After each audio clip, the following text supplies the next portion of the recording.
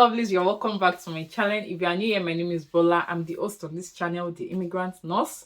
If you're a returning subscriber, thank you for coming back again. Today, guys, I have a special guest with me. This is my husband.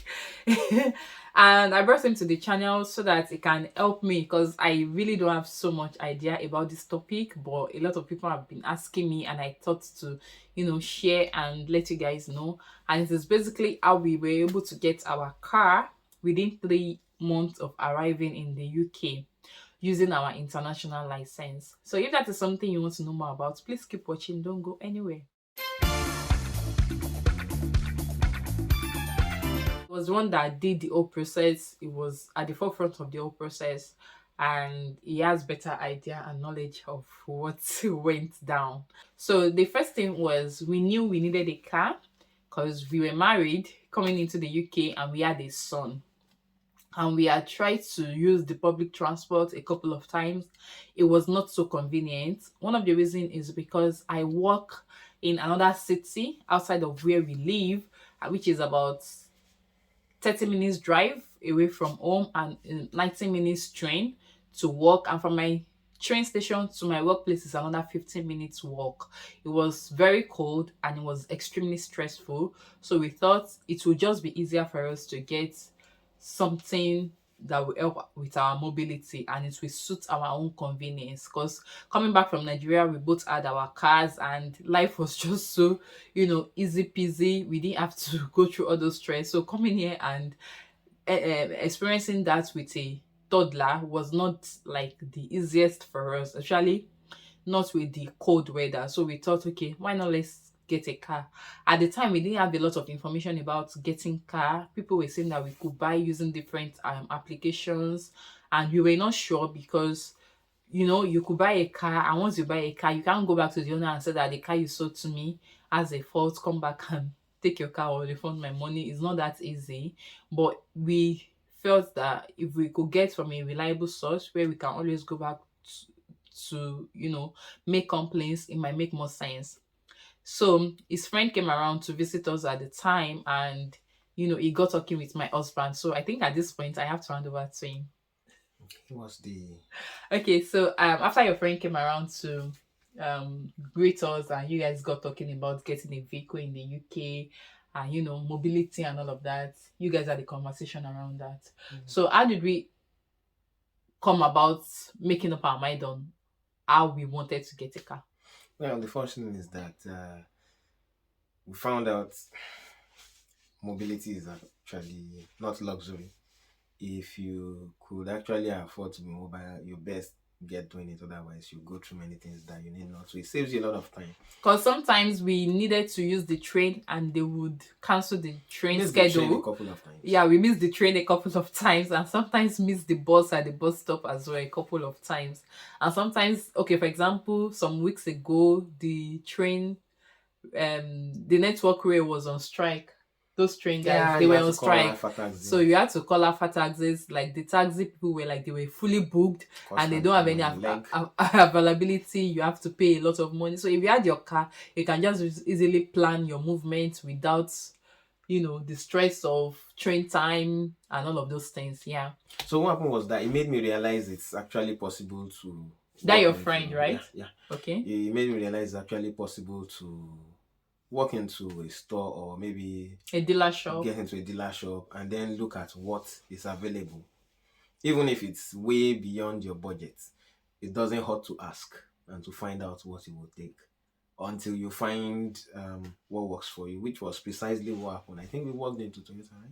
Yeah, we went to around our area. We have different dealer shops, and the beautiful thing about these dealer shops is that immediately you get there and you start seeing the cars, they have the price pasted on it, so you can actually go to dealer shops without exactly buying the cars. You can just go there to win the shop, right? Because the prices are there, every details are there. So you can ask, you can go into their office, or you can just walk around, check, look through, compare the prices to each other. And the dealer shops around here are closely located. Toyota is just beside Ford. It's next to Ford. Ford is next to Mercedes. Mercedes is next to Nissan. Nissan is next to what's the name of that one? Skoda, yeah, yeah. And Jaguar is just around the seats, corner. Jaguar is just, so they're just within the same environment. So you just go look around and decide on which one you wanted. So we settled for Toyota, although we didn't buy a Toyota car. We are using Toyota in Nigeria, so Yeah, we were using Toyota in Nigeria. So we went into Toyota shop and we saw what we liked. They had a Range Rover. yeah, it was a Range Rover. We first saw this RAV4 that looked Yeah, very yeah, yeah, fantastic yeah, yeah, that's and all true. that. And like I said, you get inside and then you see what catches your fancy, and then you point at it and then they tell you your money can't kill it. So then they ask you what do you have, as in what can you afford. So pretty much we told them what our budget was, and the salesman said he was going to work on it, and he actually got us some really nice deals. And then I think we said we were going to get back to him, so we gathered money together, I think raise money in secret ways, legitimate ways, yeah. And then we went back, I think about a month after. Yeah. Yeah, that was January. January. We Yeah, went back in January. We went had back first in gone in yeah, December. first going. Then we went back in January, a month later. It was more like end of January actually. Yeah. Yeah. So Yeah. pretty much, and then so we said we were ready.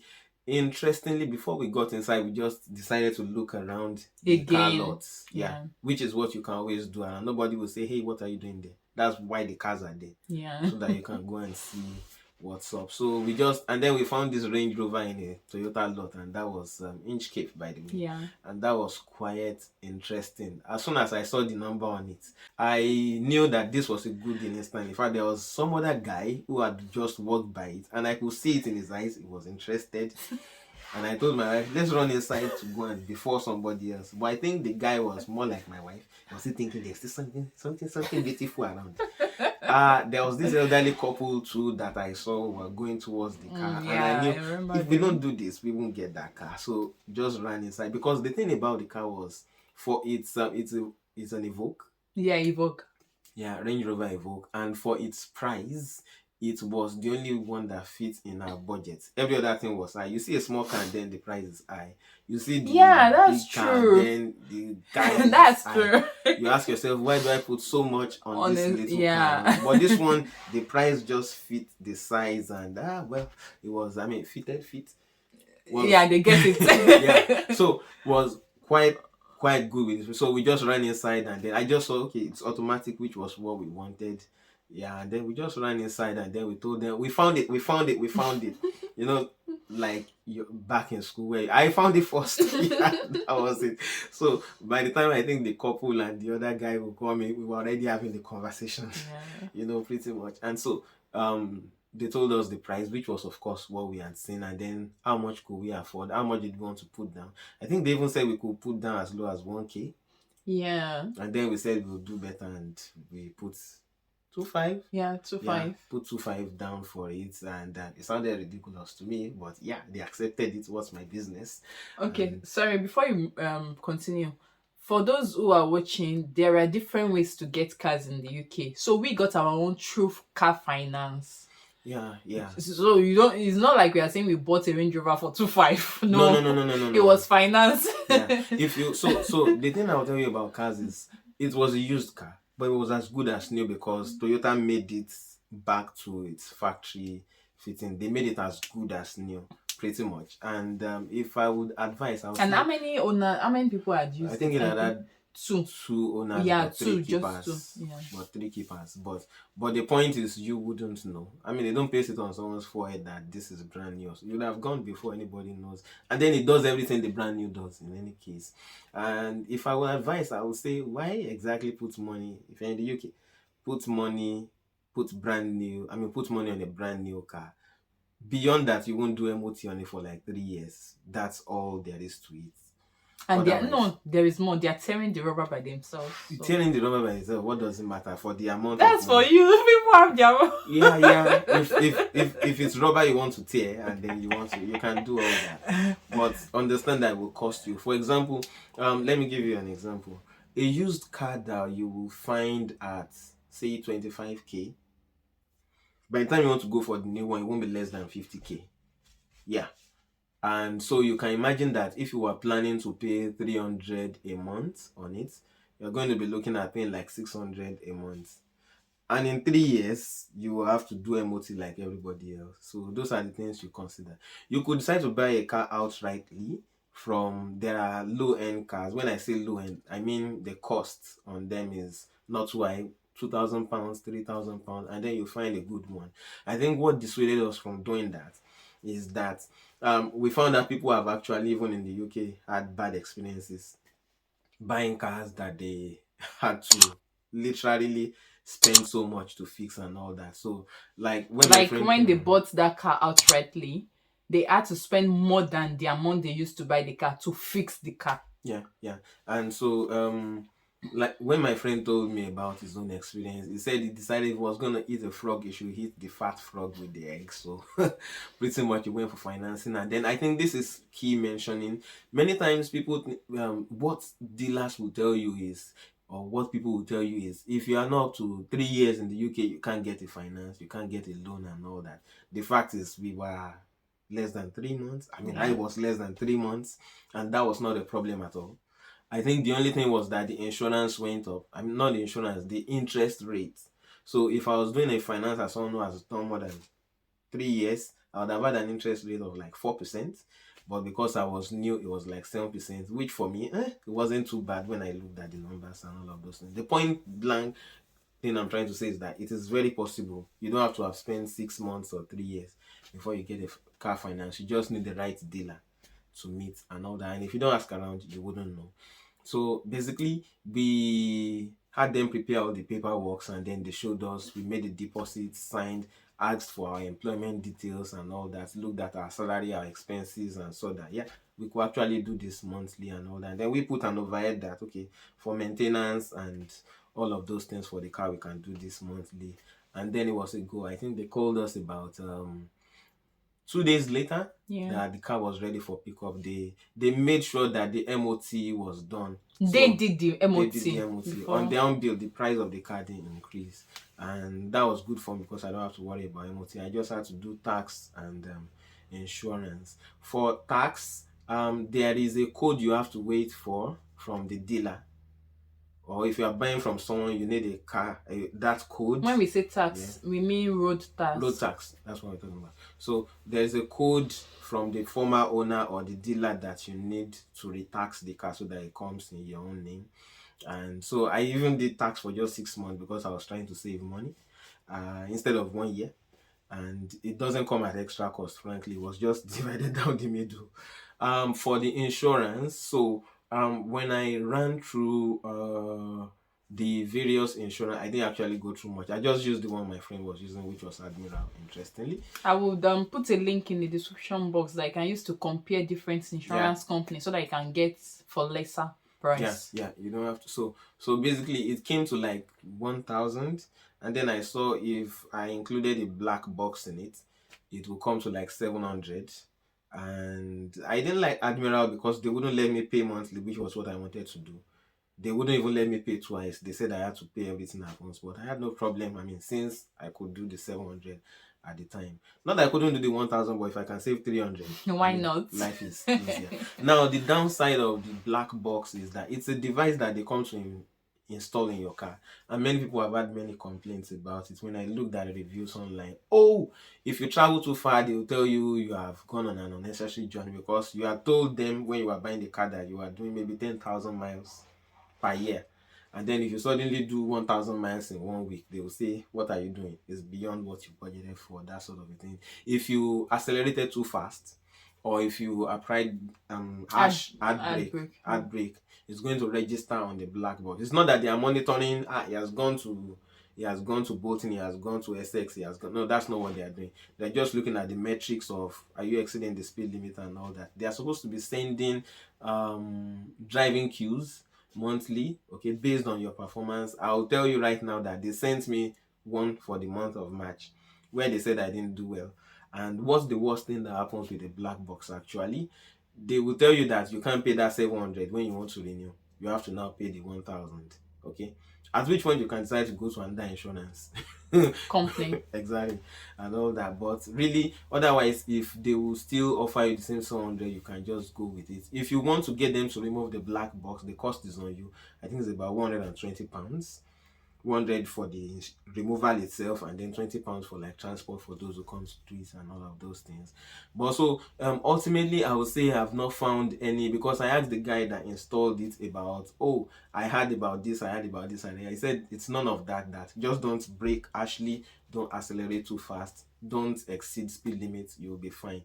And I've not been getting emails since it's been over 8 months now. Yeah. I've not been getting emails of poor driving and whatsoever. So yeah, although yeah, I'll consider removing the black box so that I don't have that hanging over my head. That's because one of the reasons why the insurance prices was as high as 1K is because I was using an international license. Yeah.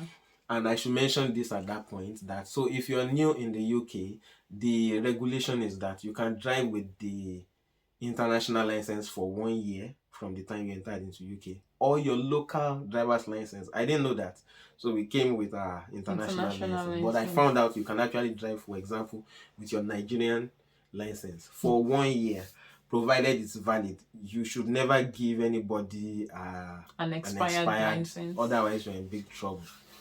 So yeah, so my international license was there, and then Because when you wanted to do the registration for I the, used the you Nigerian used the license, Nigerian license, interestingly, not the because the international. international one didn't come with any All the codes number or and code that they whatever. were requesting for. So pretty much, I just got my driving license, The UK the UK license, UK license. driver. It's a story for another Bona day. fide UK driver. Should I come and learn, teach your people how If to they, drive? if they want to see you again, they will tell us in the comment section. Call my manager. So, well, basically, I've got that. So, doing insurance again is going to be way cheaper than the 1,000 or whatever I'm doing. And yeah, little here, little there, little there, and then you find that these things actually work. So, to recap everything I've said, first of all, go to dealership around you. It doesn't matter whether the cars are 120k or 60k or 70k or 30k. Just go and see what's there.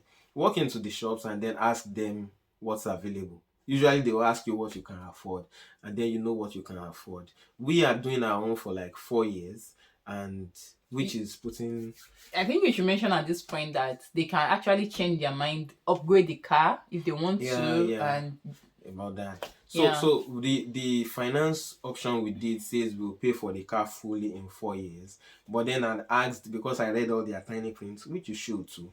I asked questions about, so what if I wanted to trade in this car and then pick another one or whatsoever? Yeah, they said that's not a problem at all. So there are a couple of options. If the car is 15k, for instance, and you're supposed to do that over 4 years, because of your interest rate, you won't be paying 15k. You'll be paying close to like 20k, as a matter of fact, but over the 4 years.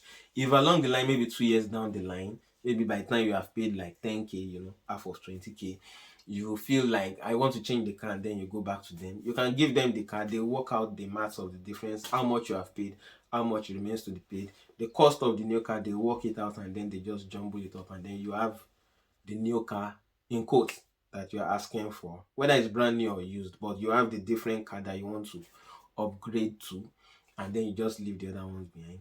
Or you could decide that okay, you just want to trade this car in, and then you are not even getting another car, at which point they will tell you, okay, this is the amount that remains for you to pay off on this car. And if you decide you don't even want the car again, the amount you have paid is the amount you have paid. You just run the car, and then you just walk the way. So you can either pay off the car at the end of when you are tired for it, or you can say I'm done. So as it's right now, it's like we rent the car monthly, given the premium we pay on it. At any point in time, you can say we don't want again, and all the amount we have invested on the car, do you understand? They are with the car, and then the car goes with its whatever. But otherwise, if we pay till the end, the car becomes ours, or we could trade it in. Do you understand? And then get a new car. Either ways, it's more like an investment, because since it's a modern car, I think our own Range Rover is like 2013, and that's modern in some respects. I mean, it's not from the 90s, it's not from the mid 2000s, so it's not as if the price value suddenly drops down to the lower whatever. So you can still salvage a substantial amount of it. Maybe if you got a car for like 20k, again, our own car is not 20k, but if you got a car for 20k, as in you paid for it over 4 years, at the end of that 4 years, what I'm telling you is if you want to trade in that car, you can still get as much as that 15k or 14k on top of the car. Not like the car will now be 2,000 pounds and you have paid 20k on it, and what are you doing? That's what we are saying. So all of these things are literally possible. Then I should mention something about finances, that these finance companies will rather finance you for the bigger sum, because that's where they make money. Yeah. So don't say, I'll just do finance of 1,000. Nobody will hear you. Even when you say finance of 8,000, they will be very reluctant. But if you put it around something around 15 to 20, it's not too high. It will be easy for them to pick up on that.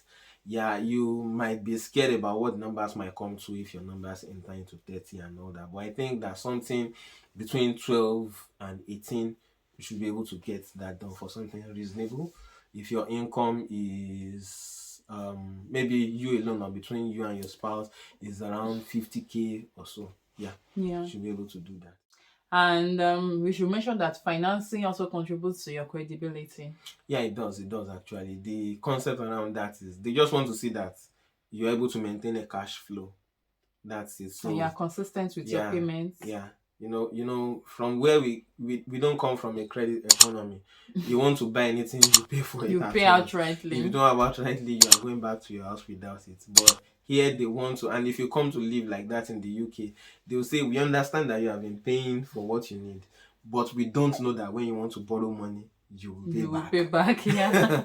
So they need to have just seen that you have been doing that, and then that increases your credibility. Okay. If I covered everything, I think so. I think so. If they have questions, please, if you have questions, drop it in the comment section, and we'll do well to respond. I think I should mention this, that if your address changes along the line, you are better off changing it with your dealership, your finance, your tax, your driver's license, your insurance. Your insurance. You need to change all those addresses. So if you move from a location to another one, you have to update them and let them know. From house 1 to house 2. Yeah, that you have changed location. Even if you are in number 1 before you move to number 2, you need to. DVSA, it's a crime if you are using a license that's not traceable to your address. We need to be able to find you if you hit somebody. Yes. Your finance, of course, you don't want them sending all sorts to your old address and all of those things. And so then your tax, road tax. There is a paper that comes more like a proof of ownership or so, that comes one with the vehicle. It comes with the address. So once you change your address, you need to write to DVLA to say you have changed the address, and then you need another of that paper, and then they will just give it to you. If you want to sell the car without that paper, you can't sell it. I've forgotten what they call it. So those are just the things you need to take care of. Get into your car, maintain it, and be happy. Enjoy the freedom of movement without restriction, with train schedule or bus time. You guys, like, there was a time my husband was not around and I had to use the bus. Oh my God, it was stressful. It was very, very stressful. So it's just bliss when you don't have to stick to the bus and be dependent on bus time and train. Yeah, you can just get into, even currently where we live, you need to you first walk 10 minutes to the bus stop. Yeah. Then the bus will take its time to come at God's time. Land you. And the bus only comes once in 30 minutes. Yeah. Yeah. So you miss it, you are at the bus stop, you are waiting for Jesus to come. And when the bus will take you, it might not take you to where you are going. First take you to town center where you wait for the next bus, and then you now pick the next bus. You see all of these things we are talking about, it's gone to like 2 hours. But if you are driving, 10 minutes you are where you are going. Exactly. So yeah, that's it for this video. I hope you enjoy watching it, and let me know your questions in the comment section and we would be glad to respond. I've also put out the list of those applications where you can purchase outright, in case you want to purchase outright. Yeah. I'll put down the list where you can talk to people and purchase outrightly, if that is what you want. That purchase outrightly is just like somebody has used their car, they're tired of it, and you want to get it. Maybe you just pay £2,000 and you just buy it. You don't owe them responsible for anything that happens to the car afterwards. Meanwhile, for us, they had to remind us to come for maintenance. They reminded us to come for After maintenance 6 months, they after had 6 to months. remind us to come for maintenance, and if anything happens to that car within 1 year of purchase, Yeah, they they said are we should bring it back. responsible to repair it and Amazing do, stuff. which is very, very good.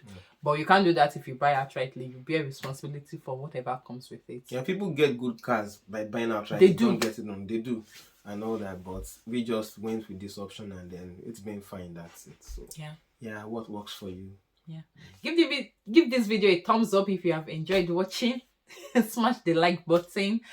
Share with those you think they would have need of it, and don't forget to subscribe to the channel. Thank you so much, and I'll see you in my next video. Till then, stay safe and stay blessed. Bye. Subscribe. Thank you for coming. Thank you for having me.